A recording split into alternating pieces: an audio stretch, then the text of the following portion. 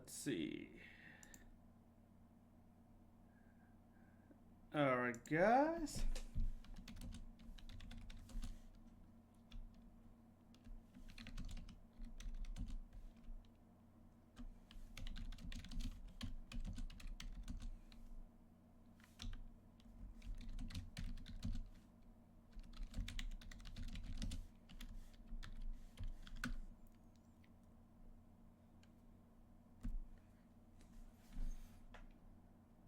Alrighty.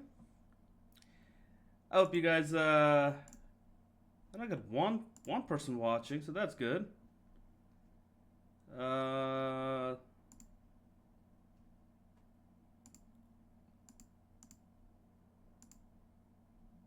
you know what? I'm just gonna start right now.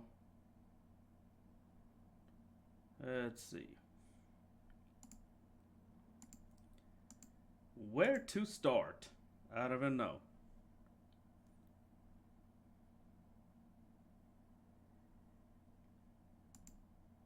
All right, so well, what a day, right? So as we've been saying, well, I've been saying that this is gonna there's gonna be like multiple shoes to drop, multiple levels of it. Given the nature of this problem it is not financial, it is not market related, it is entirely beyond the measures or beyond beyond the scope of finance. Oh, that thing is showing up. All right, so yeah, it's beyond the scope of finance, and so therefore, I mean, it is like basically it's a question of the reaction, what the reaction of authorities, and what how does that impact the market, rather than that they have any direct or indirect way of moving events. They the only thing that they can do is react to events, and what's going to happen in the market is that people will discern what they base the decision on the way that the Fed or other people react, rather than the Fed has done something. So but given that Trump's his speech last night, finally they're about to do something, quote unquote something. We don't know what that thing is. I mean, he said a lot of things, tax breaks and payroll tax, tax breaks, and basically almost like 50 billion money given to small, small businesses and paid leaves and all that. But they haven't really come through with anything concrete, and looks like there's also, I mean, everyone. And the essential, the other side is of political, animals, right? I mean, we talk about the other people in the Congress and what have you, that they're gonna basically probably will be going up against him, and trying to um, trying to basically negotiate as much as possible from a political perspective. I'm talking about the Democratic Party, and so you might see something like that. For example, Joe Biden said that how it's racist to I forget what the exact his verbiage was. I'm just like paraphrasing. It's racist to have like travel ban with China or some shit like that, right? So I mean, this is fucking retarded. But the point being that just because Trump said so, he is again. We live in a polarized environment. The other side will come in and try to negotiate as much as possible before all his measures or whatever measure they want to get done. They go through, before those measures go through. So now. The other side of it is that and on the other hand, that now it's like the Fed was, as in the Fed was coming out, the fact that they will be injecting about 1.5 trillion in supposedly like 500 billion, in like 3 days or something, right? And they will have just an open revolving open market operations for the next 3 weeks, and so. I mean, obviously, I mean, think about it. The extent to which they're um, trying to kind of have a soft bottom, like a soft fall, right? To the extent that they are themselves really concerned about what's happening in the market, and that's actually giving a signal to the rest of the population to go freak out, because that's just one more reason, which is what happened. The market crashed. On top of that, you have this thing blowing up now. You have apparently in Ohio, um, the congresswoman or whatever said something like 100,000 people is likely to be infected. I mean, probably, I don't know if it's overblown. I mean, it's possible. I mean, I don't think it's beyond the realm of possibility. But you know, the thing is that we know a lot of these other places are not necessarily counting the right way, and so that might be possible that these people are not again counting. Maybe Ohio is really being truthful and honest, right? Um, so you know the things are blowing up everywhere. So now what happens is the way that the market moved, and you know looking forward, it's everywhere now. The fear is in, right? So you're gonna have this like this reaction of selling like at first, um, and what happens is from that point on, you have a cascade of sellers, and when the sellers are done, you know, then there's nobody there, right? So the thing is, at what point do we have a bottom? And the problem with that is that it's hard to know.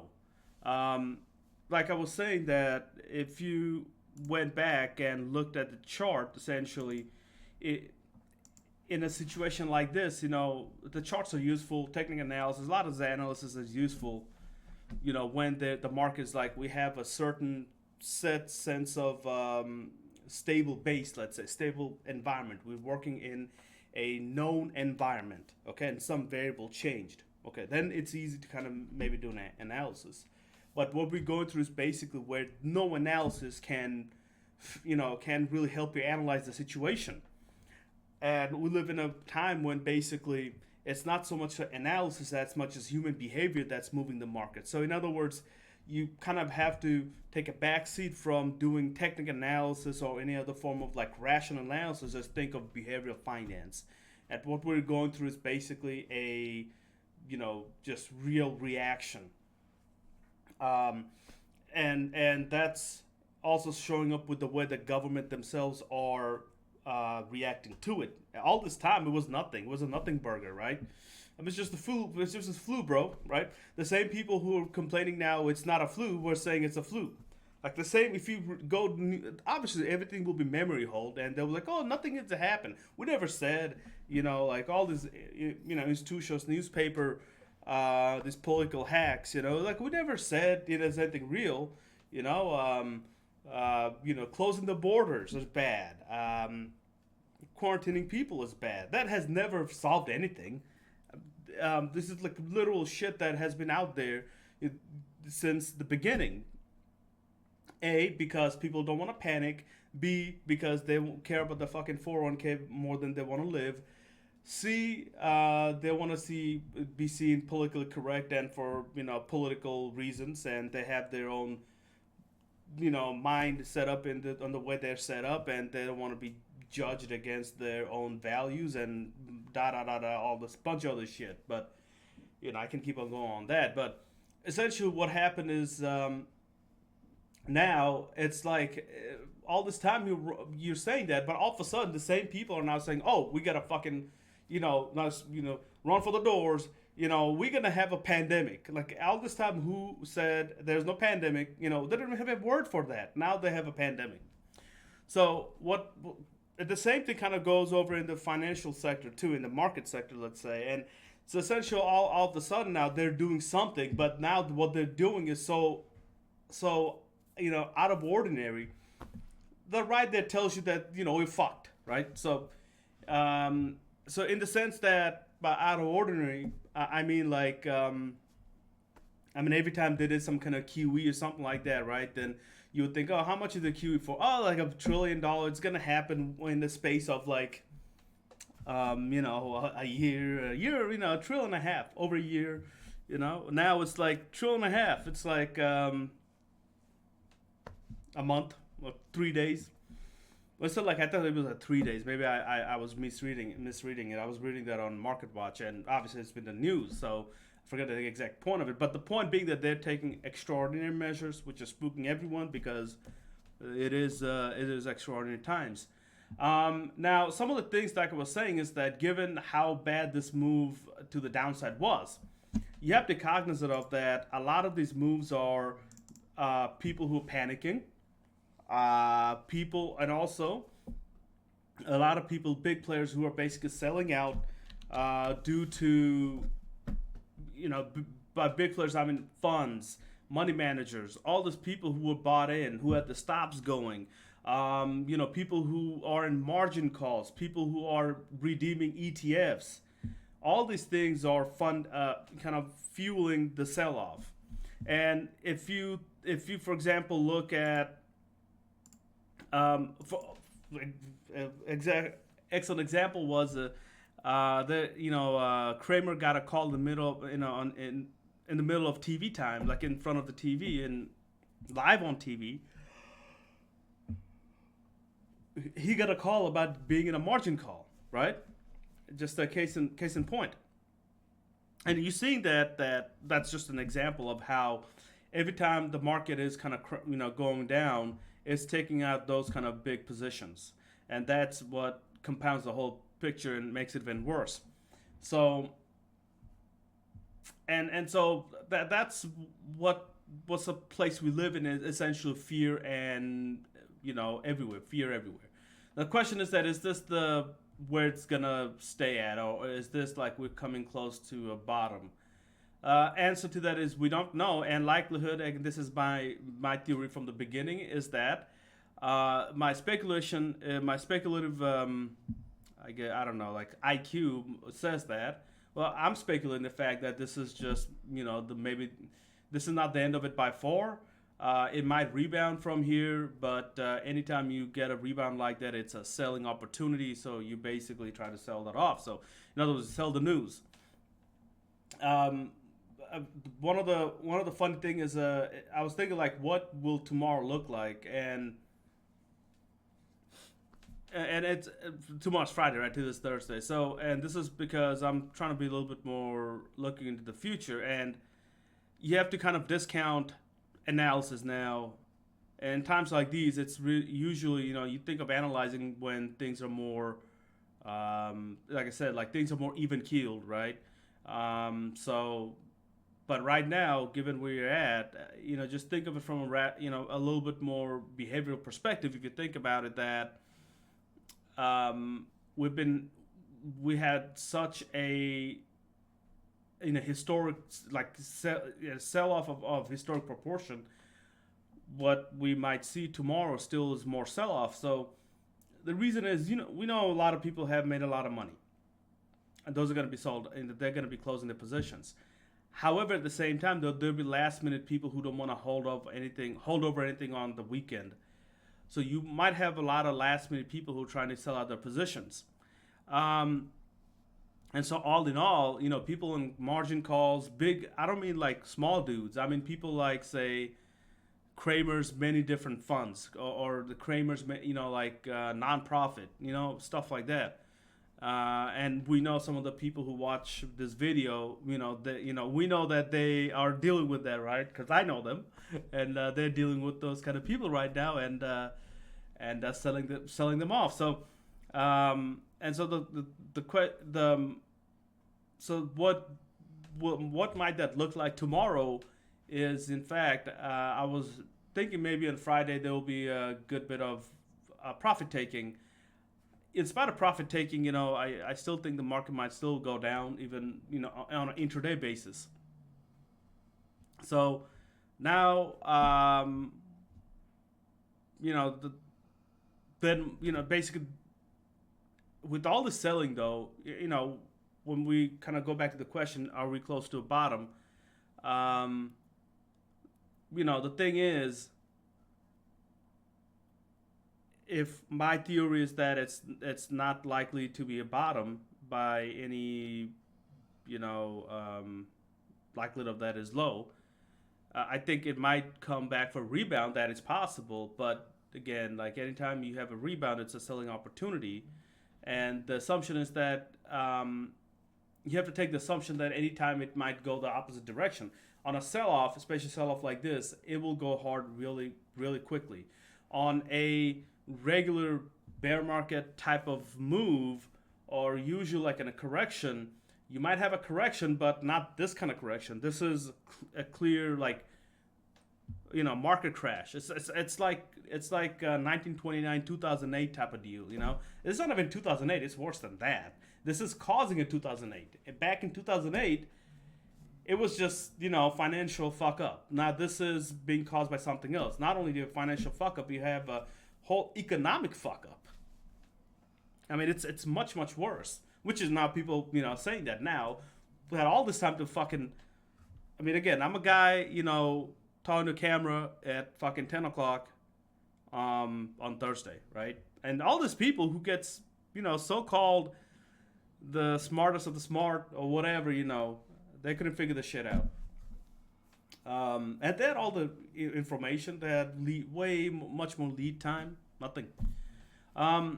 So it's going to be interesting Friday tomorrow. But I do think though we are coming up with so much fear in the market that we may be facing maybe next week, maybe a slight bounce. Again, it's a maybe. Oh look, and the reason is, as I was saying, is that as the Kramers of the world, as they're getting sold out, and all those important levels were taken out, basically, all the gains we have had the last 2-3 years, right? Going back, like the last leg of the bull market, they're gone. Like they've been sold out. A lot of this position has been liquidated. So now the immediate sense, those people with those positions going back a couple of years, 3 years, are gone from the last leg. Those are the easy money to get sold out, right? And so those people are out of the way. And so also at the same time, when I said that, we will look at the different levels, and once those levels are taken out, let me switch back to my platform screen. As I was saying that a couple of, like the last, since I've started streaming, that, those levels are important in the sense that those are kind of like reference points where people look at the market and say, okay, I bought it here, I bought it there, there's a support there, resistance there. It's just the human monkey in brain working, and also because they work. That is true. People, buyers came in, let's say over here, or and move the market up, right? I mean, it's somewhat commonsensical, and it's not exactly rocket science. So what happened is that at this point, though, like I said, that you have to kind of discount, regular analysis and fun, whatever kind of analysis you do, and think of behavioral, behavioral finance, in terms of like, okay, so are people fearful or not? Because at this point, it's that emotion has taken over. Emotions really drive the market anyway, but at some point, emotions give two shits about what's happening. So like I said, my example of Kramer getting a call in the middle of on TV about a margin call, just the same way, a lot of these big boys got margin calls today, and they're getting cycled out, they're getting sold out. And so what that will mean is that, as the market keeps on moving more, each time it moves to some of these levels where people bought it at and people have the stops and whatnot, it almost causes like a small flash crash. So it is possible, like I said, tomorrow, I do think market might still go down, because at the last minute, people don't, a lot of people who are on the fence, they might sell out before Friday, and not hold it over the weekend. However, though, next week, and my whole thesis has been this is a shit show, and like I said, since I started streaming, and that's been like a month ago. That actually not a month ago, I don't know, like 2-3 weeks ago. My old channel, not a new channel, been about a week or so. That essentially this is not going to be just a bear market. My thing was that if it goes in, if it shows up in the macro data, we're going to be in a recession. It's gonna go all over the world, and by the time we're done with it, it'll be a year from now, and everyone will be in a recession, right? Because everyone's numbers and activity will be down. But let's say from next week, the thing is that if you look at the chart, essentially that was really the strong level was that 26.39, right? Again, this is now less of an issue. Technical analysis less. when these kind of emotions take over, it's less predictive. Um, but what might happen is they'll think of it from the perspective of people getting sold out, people of doing panic sales. Um, what happens is that you might have next week, there might be slight bounce because the way that the market went down so fast, right? It might be even a really quick, really strong bounce because a lot of people got sold out. Guess what? All the sellers temporarily might be out of the picture. And also over the weekend, you might have more of a people might take stock of all the positive, quote unquote, positive things that the Fed and the institutions are trying to do to prop up the market. So you might have a more of an even keeled, like analysis of what they're doing. So that might happen next week. But still, like I said, it's a seller's market. Anytime you find a situation like that, really, this is on nobody has seen this kind of thing before. Like I said from the beginning, this is a not only bear market. If it shows in the numbers, it's a recession. You're screwed. We're screwed. But you can still make money, shorting and all that kind of stuff. And I'm gonna go show a couple of things, the ideas that I've been playing with myself. Um, but yeah, that's my thing. Is next week, just like Kramer, all the Kramers are out of the way. You might have a slight bounce. But the thing is, if once we break through, remember the next level was about 25.90 or so. If it hangs around here and if it doesn't do much, we're screwed. It already went through it, but I do think that given how bad it has been today, it's going to be bad tomorrow too. Market might still come up a little bit. I wouldn't, hold my hat on it, but or at least I wouldn't put too much stock about possibility of that kind of move. Even if it happens, being sustained. But that said, it's been a line straight to the shitter, right? So if it retraces, you might see a sharp retracement. Um, but those are again selling opportunities, not buying opportunities based on what we're seeing right now. And it's something to be aware of. Like I said, you have every time it's going to go down like this, you have institutions, especially with the ETFs. Everyone buys ETFs now. Just like at institutions now, they all go on ETFs. They don't buy individual stocks. And what are ETFs? They're in the same fucking stocks, right? Every ETF has Apple. Every ETF has, I don't know, like an Apple, Microsoft, Facebook, and all these shit companies. But the point being that, and they take up a bigger percentage of the market now. So as the market goes down, it's gonna take out those big institutions. It's gonna take out those, with stops on them, and that would be either be them selling the stocks themselves or ETF redemption, margin calls, all this kind of stuff. It's gonna affect more as it keeps on going down. And right now, the level the market took out was the level in the last 2-3 years, right? But long term, it's going to be a bear market when it starts to take out these long term averages, long term price levels. So the next one will be 2007, 2100 something something. That was like the previous high, like in 2015, right before that little correction. So if it breaks through this level that we saw, and if it actually keeps on moving down, which again my bet is likely, then we're seeing the next leg which is 2170 or so. But the point being that though, I do think next week we might see some kind of small pullback, maybe from the downtrend, just because finally the authorities are doing something or making it look like they're doing something. And after such a huge sell off, like at some point there will be somewhat of a bounce. But again, going forward, the assumption should be that, or it's up to you if you want to have that assumption. My assumption is that anytime I see a market move, even if it goes up, I'm assuming the worst case scenario. I'm assuming that it's gonna go to the more of a long term trend, or not the long term trend, but more of the daily trend, and it's gonna flip to that. I mean, we have to discount upward move have to prove themselves But till it doesn't, till it does, we have to discount that and always assume that we're working in a bear market. And if you're counter trading, in other words, if you counter trading the trend, then we all have different strategies, different tactics, but that's basically the condition of the market as far as I'm concerned. Um, but it's not the end of the world. Like I said yesterday, like we were talking about before about something like Royal Caribbean.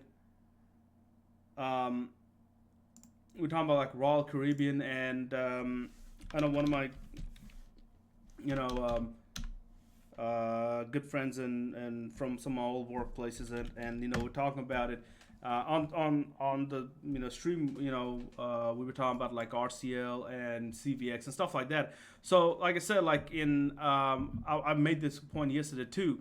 What I was saying is that we have to keep in mind that with the type of market we are working on in, and so therefore when we put positions on, you also have to think about the fact that okay, is this a bear market, correction, regular market? You have these base, kind of broad based understanding understanding of what the market is or what point of the market that we're in, and then make moves in that context. And so when we're talking about that, putting on positions and averaging in because the market's just crashing, that is true.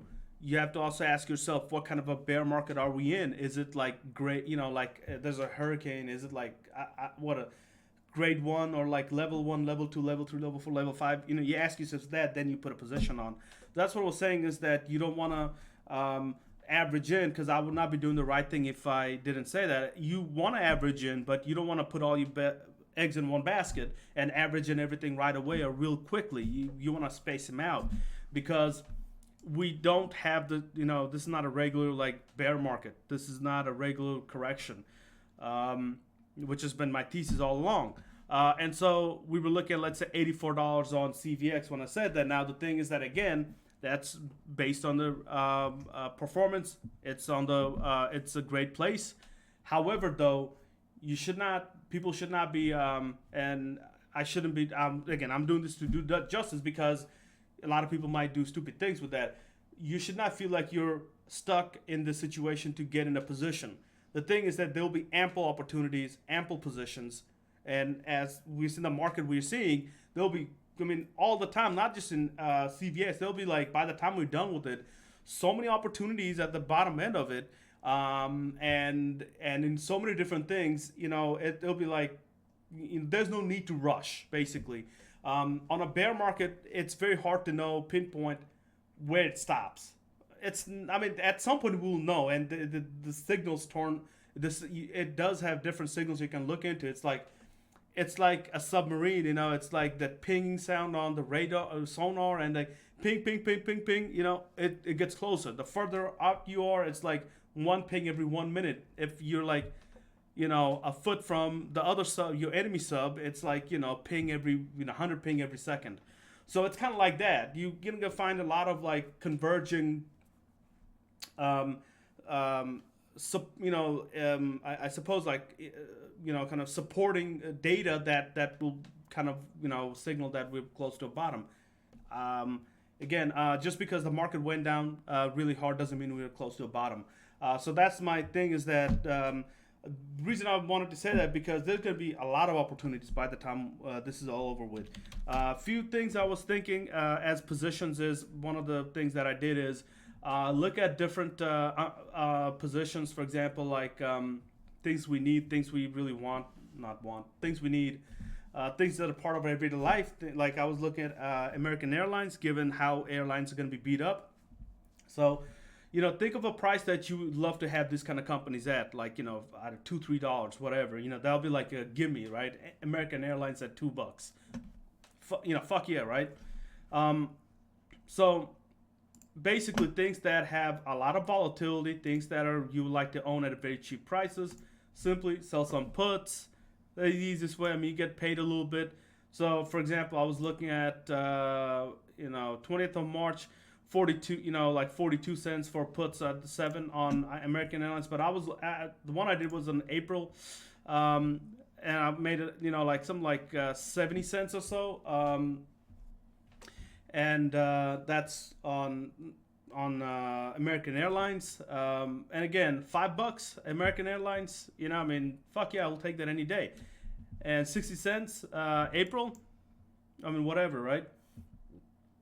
In other words, that American Airlines still has to go about three more times, like eight, almost like 70% more down, right? 65% more down for them to be at $5, and I'm more than happy to say hell yeah, right? And I get paid to be in that position.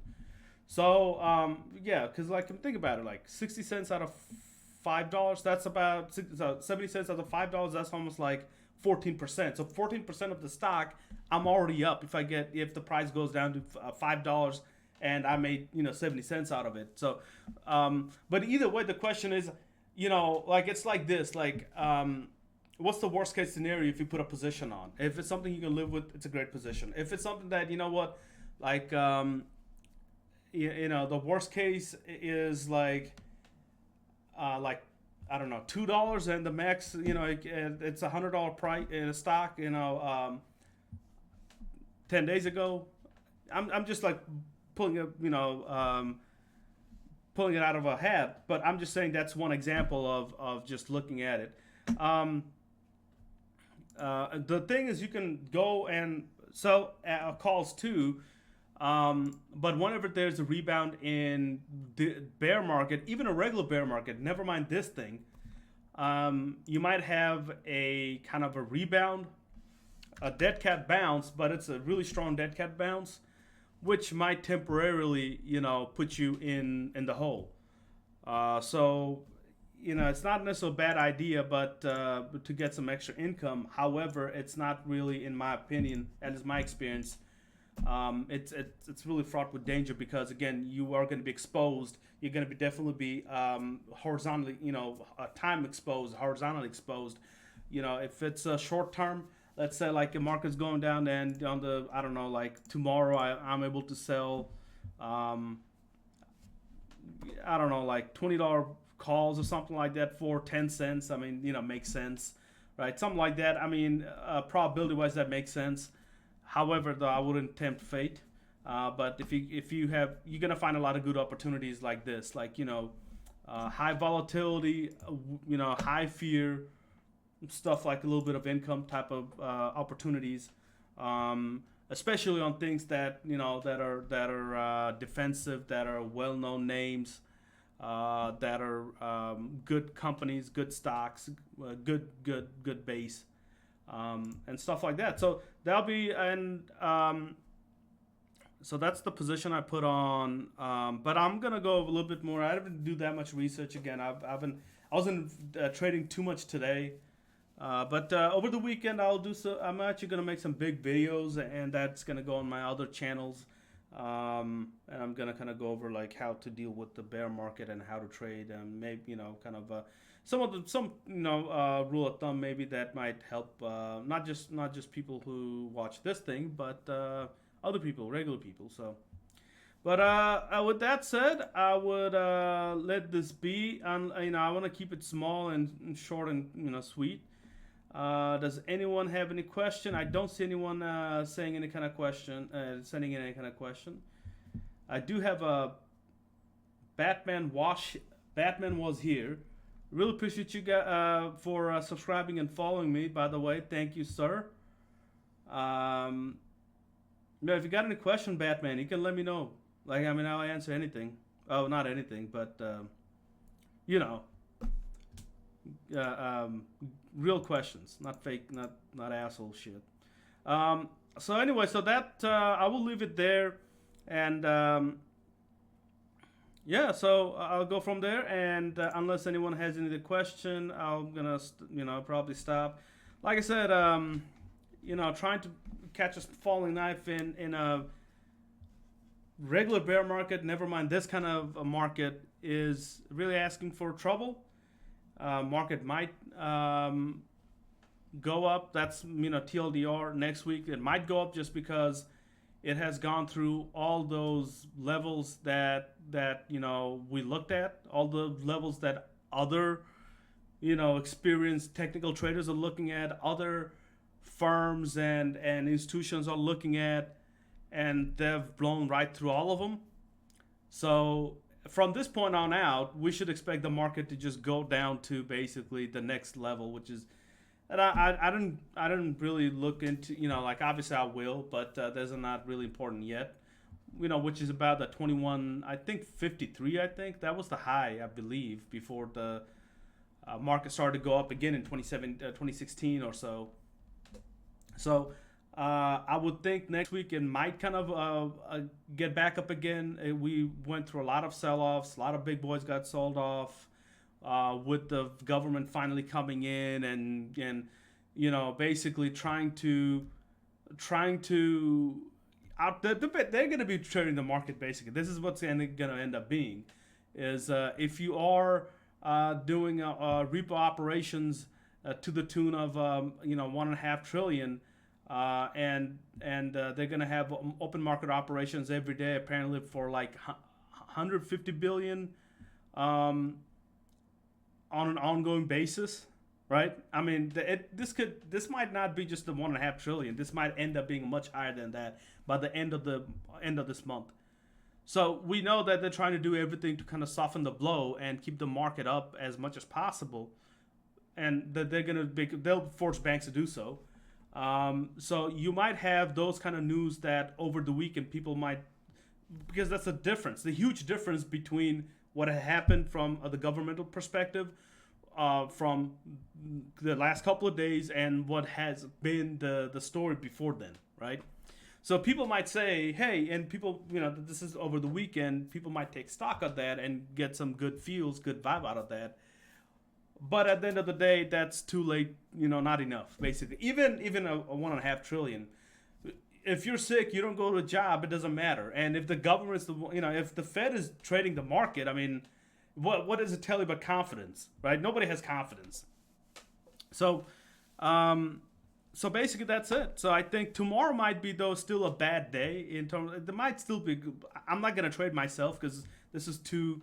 Again, behavioral finance matters more now than technical analysis. At some point, technical analysis or any kind of rational analysis becomes it's not able to deal with the rational, really rational short term. So what might happen tomorrow? I'm expecting maybe a slight. If it's an update, maybe there could be an update because people, there's short sellers are closing out and taking profits. They're closing out the shorts, right? But at the same time, the other side, and this is why tomorrow I'm not trading, is because I don't know which side might win. Is because tomorrow, the last people who are the last boat, they say, you know what, I'm off this train. Screw it, fuck it. I'm not gonna take this risk over the weekend, and bam, they're out, right?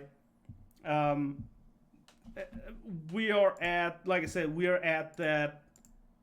God damn it. Okay, if you look at the SPX again, there's that little pyramid, the top, and we're literally at the bottom of the pyramid, more or less. You could say this is the bottom, but technically speaking, this is not as strong of a level as this. This is where the congestion is mostly, this area. So let me really, this is that zone that's most important. Right? And it broke it no problem. And now it go over here, yeah, I'm sure it will. But the fact that there's a lot of congestion and the prices flew right through the congestion, now it's gonna hit long-term holders. And the more it does, they're less likely to give up, but the more they give up, the more it's gonna have this like compounding effect. But tomorrow on, again, I'm not trading, too hard to call. I can see both sides winning. Next week again, we might see just a slight bounce if it's possible. That'd be a good time to have a small bounce. But then again, if it does, again, good time to sell. But that is it. I will just leave that be. I don't want to go on talk too much. It's already 10:30. I'll next week I'll actually start to do live streaming during regular market hours when I'm trading. Again, I'm not trading all the time necessarily. Since I've been doing this, I've been actually more active, so it makes me feel good. I mean, not makes me feel good. It keeps me up to date on the market. And if I was this active early on February, I'll be a fucking rich motherfucker now. Which is why I'm doing this in the first place, because I've been right all the fucking time. At least, not all the time, but almost all the time. But anyway, so uh, 2 years. I mean, people still are gonna go into this. Uh, Yields can be lower than that, right? I mean, yields can even go like lower than, technically speaking, a percent. Like that's 2 year right there is 50 basis points, right? I mean, where are you gonna go if the everything's crashing? Where are you gonna go, right? Um, so yeah, let's see. But you're seeing a lot of weird connections to, like, like a lot of the markets that usually go together don't go. The markets that don't go together are going. Like the bonds and the market is now both moving in the same direction. Um, so yeah. So and but the thing is that it will on some days, but the other days, people will go into into bonds, and yields go all, like even lower than what it was before. So it's really a gyrating market. Dollar went up today. This is right now, but this is well, the 12th. And you see like dollar went up today, and at least for one day, it kind of reverted back to the regular relationship that the dollar has with the market, which is dollar goes up. So I'll just leave that be. I'm gonna start streaming in the morning on Monday, uh, 8 o'clock or 8 o'clock or so, and look at the pre-market and go from there. And also, I'll come up with a better time. I mean, if people can tell me what time, I think 8 or 9 o'clock at night Central probably works best. I may be wrong. Maybe 10 o'clock is too late. I don't sleep much. I have sleeping problems. Um, but this is like fucking 7 o'clock for me or 6 o'clock for me. So if people have any suggestion about like what time's the best, maybe to start to do a nighttime stream, like basically a trading show, kind of like a going over or what happened in the market, what can we expect tomorrow, other things, ideas, then let me know. Probably I was thinking like 8 or 9 Central, something like that. So I'll make that a regular schedule. In the morning, I'll trade, and I'll live stream when I'm trading. So, which probably be every day now since I'm doing this. It's great. It keeps me up to date with the market. So, yeah, I'll leave that be now for today. I hope all you guys are good and safe. Happy, good luck trading or not trading. Both are totally understandable. Like I said, this is not the end of the world. If you want to buy in, be aware of what you're buying into and have a bigger goal in mind. If you want to dollar cost average in, because there are going to be ample opportunities. If you say that, hey, prices you're seeing are already good, great, but you might be, don't put, if you think, say, let's say if you want to dollar cost average in 5 times, maybe it makes sense to buy now some of the things you've been looking at. I mean, again, I wouldn't recommend that or anything like that. I wouldn't necessarily do that myself. Sorry, I don't do recommendation. I gotta. Yeah. Anyway, so by the way, this is not. This is all mine. This is my words. It's my thoughts. None of this is a recommendation or a advice. This is all informational, educational. Even entertainment. This is for your entertainment. This is all ironic. None of this even existed. This is all fake news. So, with that said, I'll leave that be. I hope you guys have an awesome weekend. And I'll see you guys on Monday. If I do this thing on Sunday night, if a lot of things happen over Sunday night I might do this, and I'll try to do it earlier, because with the futures market and everything. So, if something unusual things happen, and it's likely to, and over the weekend, the Fed and the government might try to do something like that's more positive, because these people really, they don't care about lives or whatever. They care about two things: social status, status signaling, and money, right? So, or the market, even the Fed, they don't care about the fucking economy. Their economy is the SPX, like S&P 500 or Dow Jones, right? If the real economy is not that. There has been this decoupling from the stock market and the real economy a long time ago, right? They look at the SPX because that they want to feel good and they don't want people to panic. That's it. S&P 500 goes down, people panic. They go up, people don't panic, even if they're poor and fucking living on $500 a month, right? So that you have to understand that, and so they will try to do anything to keep perceptions to make perceptions more positive. So over the weekend, you might see some positive news, some positive spin, whatever that might have an upward effect. Which is that's why I'm saying maybe next week we might see a little bit of a bounce. You know, it remains to be seen. I'm not even sold on that. That's what I'm saying. Maybe could be whatever. So I wouldn't, myself. I'm not gonna put all my eggs in one basket, trade heavily, or put a big money in right now. So anyway, adios. See you guys next week. Maybe weekend. By this weekend, I'm gonna have everything up and running, all my social media stuff, a lot of things. I actually have a lot of other projects. I'll connect all of them, and this way, like a lot of people, I actually go on the phone and just text them because people I know. Some of the people I know online, they come to me and they know it already. I text them, I email them, whatever. I'm gonna open up some other chat lines, Discord too. So we'll get some things going, and that way I don't have to text people out. I'll give them a pre-notice saying that I'm gonna start streaming at whatever 8 o'clock or whatever, and that way. So anyway, guys, adios. Before I start, I don't want to keep on, just go and like rambling on.